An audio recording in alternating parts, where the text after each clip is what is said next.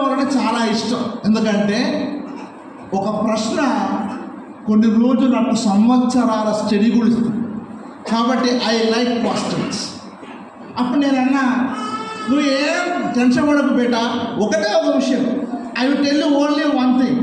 అదేంటంటే ఏ పరలోకంలో ఏ చెట్టు ఉందని లూసిఫర్ పాపం చేశాడు? పరలోకంలో చెట్టు ఉందా? అయినా లూసిఫర్ పాపం చేశాడా? చేశాడా లేదా? చేశాడా లేదా? అంటే చెట్టు ఉంటేనే పాపం చేయదు, చెట్టు లేకపోయినా చేయాలని కూడా చేస్తారు. మరి పాపానికి మూలం ఏంటంటే దేవుని సార్వభౌమాధికారాన్ని తృణీకరించడం. హల్లెలూయా. తినొద్దు అంటే తినొద్దు అంతే. అనగానే అయ్యగారు నేను మీ దగ్గర బాప్టిజం తీసుకుంటాను అంటే ఇక్కడ ఆ పాపకు అర్థమైంది సత్యం ఏంటన్నది. కాబట్టి ప్రశ్నించాలి అంటే బైబిల్ బాగా చదవాలి.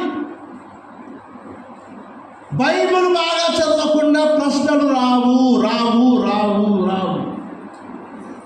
చూస్తా, ప్రసంగం అయిపోయిన తర్వాత మీకు ఎన్ని డౌట్లు ఉన్నాయో నన్ను అడగండి. చూస్తా మీరు ఎంత బైబిల్ చదివే వాళ్ళు ఉంటే అప్పుడు అర్థమవుతుంది. బైబిల్ చదవాలి. ఏం చదవాలి? రోజు బైబిల్ చదివితే చాలా డౌట్లు వస్తాయి. కాబట్టి కొత్త పాట పాడేటట్టుగా మిమ్మల్ని దేవుడు తయారు చేయనుగాక. కాబట్టి దేవుడు భూమి ఆకాశములను సృజించిన తర్వాత ఆ జంతువులన్నిటినీ ఏలటానికి దేవుడు ఆదాముకు అధికారం ఇస్తే ఆ అధికారము పాపం వల్ల కోల్పోయిన తర్వాత యేసుప్రభు మళ్ళీ అవన్నిటిని తీసుకొని ఆ అధికారం అంతటిని రీస్టోర్ చేయడానికి ఆయన ఉపవాసం ఉన్నాడు. ఆ 3 శోధనలు జయించిన తర్వాత ఆ బలాన్ని మొత్తము సంఘానికి ఇచ్చి ఆయన పరలోకం వెళ్ళాడు. అక్కడ నుంచి పరిశుద్ధాత్మ వచ్చింది.